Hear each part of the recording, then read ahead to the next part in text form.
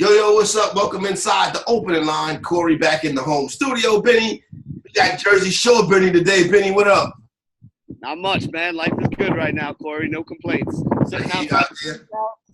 Got a little bit of sun going on right now. It's a little windy out here. Probably be some random people going by, some random people honking, but we'll deal with it. It's all good. Getting ready for the holiday weekend, you know what I'm saying? Everybody out there, enjoy yourself. Be safe out there this weekend. Man, Benny, I'm so out of it and focused on the things that I got going on right now. I was texting back and forth with my daughter's mother yesterday, and she was like, okay, I got to go. I'll hit you back. And I'm like, everything okay? She was like, I'm just headed to the airport. I'm like, the airport? She was like, yeah. I'm like, why are you going to the airport? She's like, I'm going out of town. And I was like, oh, okay. I was texting with another friend of mine, and she was like, I just landed. I was like, oh, okay, just hit me up later. And I'm like, and then I was looking at some other person's Instagram story, and they were at the airport too. And I'm like, well, what the hell is going on? Why is everybody at the airport? I still didn't realize it's Memorial Day weekend.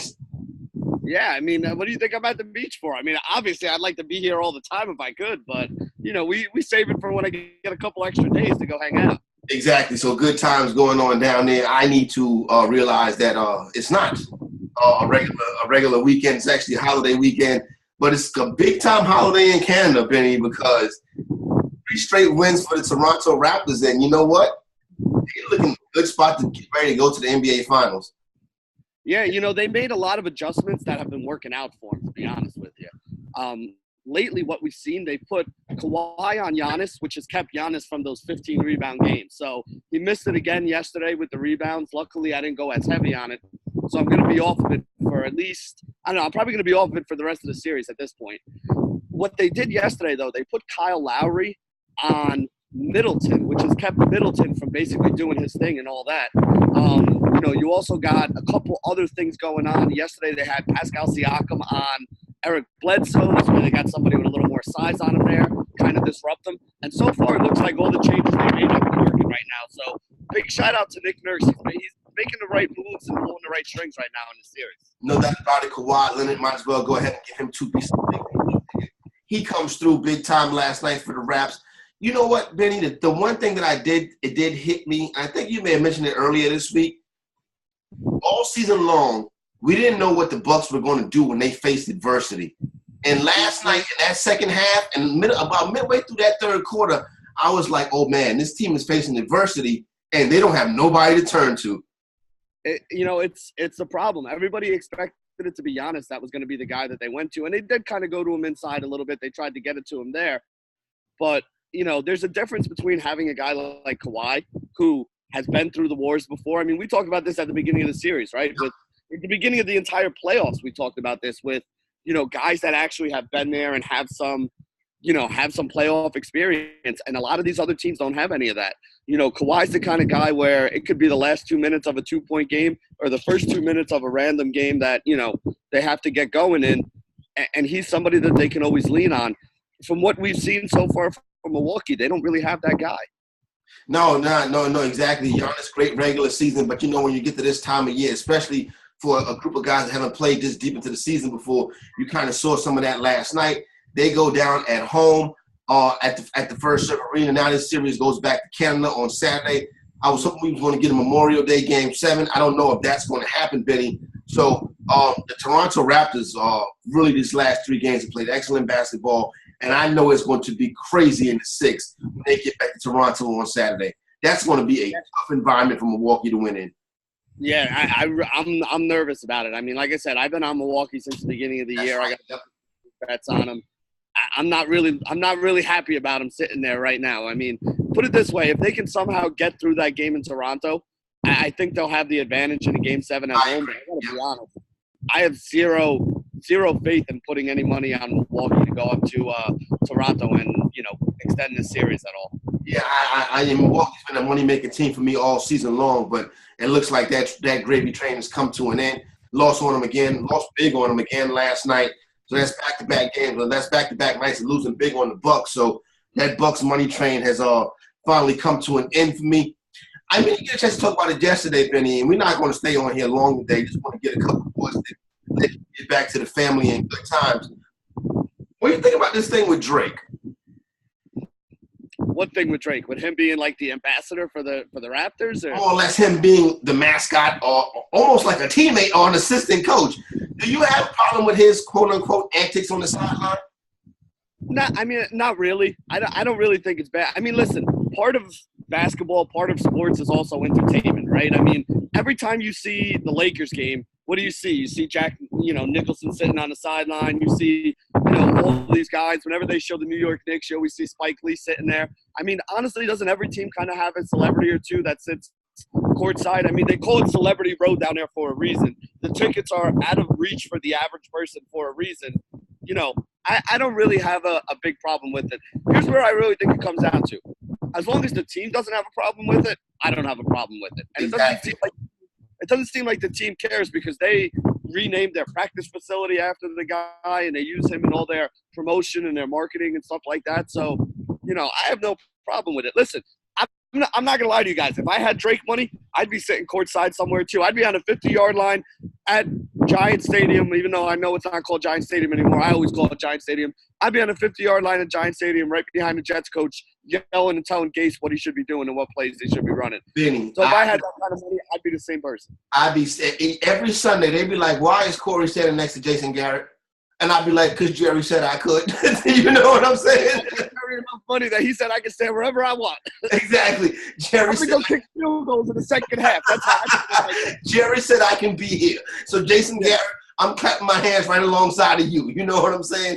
Benny, I would so be that guy. I had no problem with his fandom. You know what I'm saying? I think it bothers the other team because of how much energy and emotion he brings to the Raptors into that stadium. But that's fine. Like I said, I don't care what the other team thinks about it. As long as the team that he's rooting for and the team that lets him be there on courtside doesn't care about it, then I don't care about it. So that's the way to do it. I agree with you. Excuse me. I didn't mean to step away, but I was trying to. It's my phone's on the other side of the room, Benny. So that's not going to work. You know what I'm saying? I think. Have you seen the line, opening line for game 5 for game 6 yet? No, I haven't even looked, to be honest with you. I would assume the Raptors are favored. My guess is the Raptors be favored too. So we won't get a chance to break that. My guess is probably Raptors by 2. I would guess around about 2 or 3, 2.5, something like that is what I was going to end up guessing. Let me take a look. Maybe I can find it while you're talking. Go ahead. Yeah, so that's what I was going to end up guessing. I think that it's going to be a tough scenario. Listen, the Bucks' whole season is against the wall right here, but the Raptors, with this chance to go to the NBA Finals, wrap that up in front of that rabid fan base in Toronto, I think the Bucks are going into a very hostile environment. The Raptors could very well win 4 straight games against these dudes. Yeah, I mean, listen, I'm not going to argue with it. That's pretty much the way it's looking at this point right now. They made adjustments, they figured stuff out.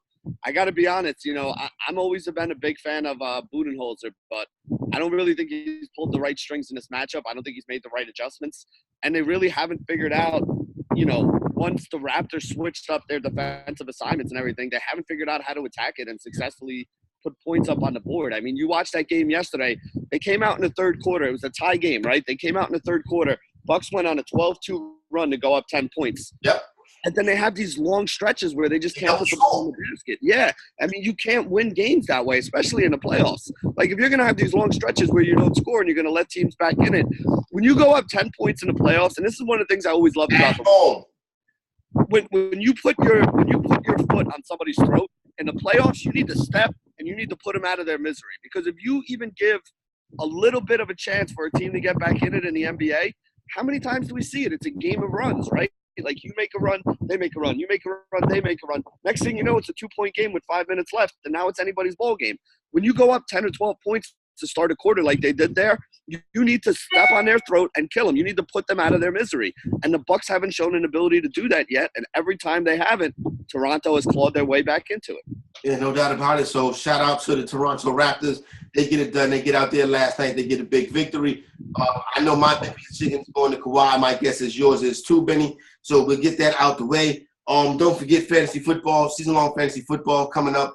FantasyGuruSite.com. We got UFC this weekend.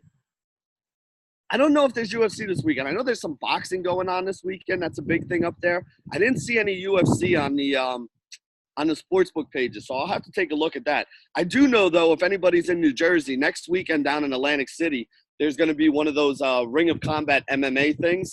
And I think our boy Mad Lab is going to be ringside, doing the announcing. I'm actually going to be down there. I actually got a press pass. My brother got a press pass for me. So I'm going to be down there too. So meet up with Tommy and Mad Lab in Atlantic City next weekend. So I might not be in very good shape next Monday when we're doing a pod. I would join you, but I have to go down to the Washington, D.C. area next weekend, take care of the very important family business that is going on. A trip to Atlantic City is always right up my alley, but won't be able to join you boys down there next weekend. But definitely we'll catch it down the city, down AC at some point over the course of the next couple of months as we work our way through the summer of 2019.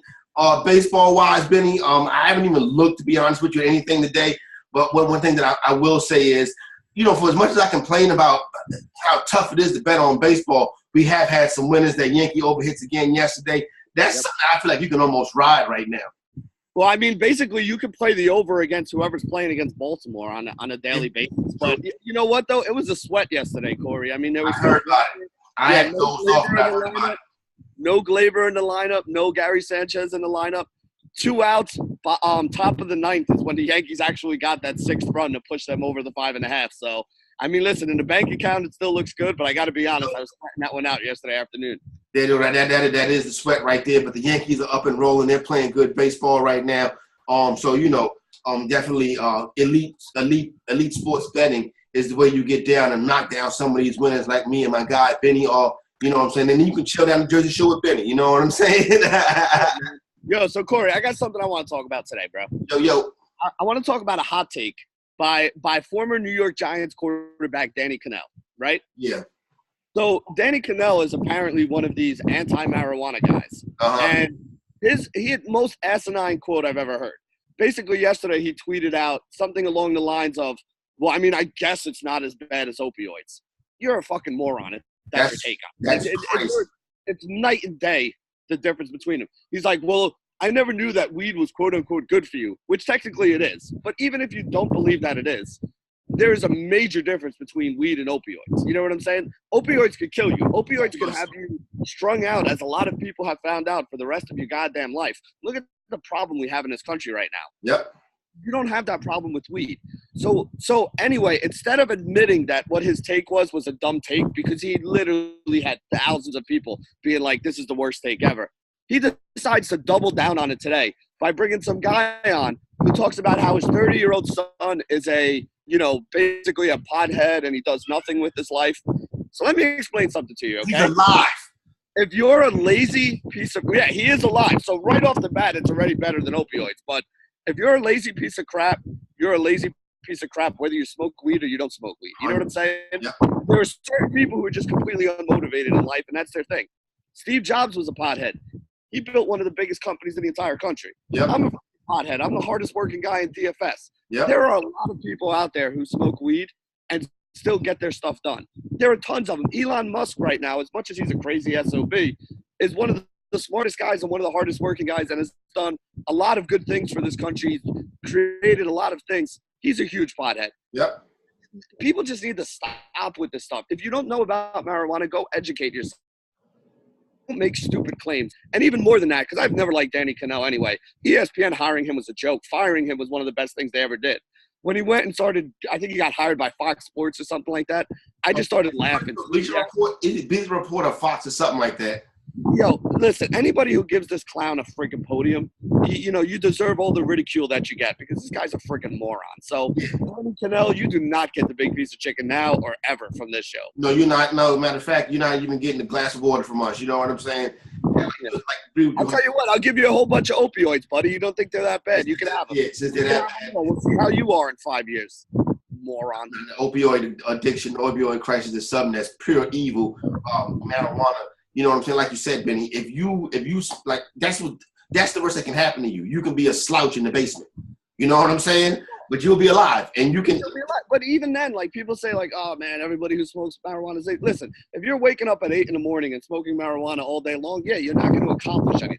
Yeah. But you know what? If you wake up in the morning and start drinking at 8 a.m. in the morning, you're not accomplishing anything anyway either. If you wake up in the morning and start popping pills at 8 a.m., again, you're not accomplishing anything either.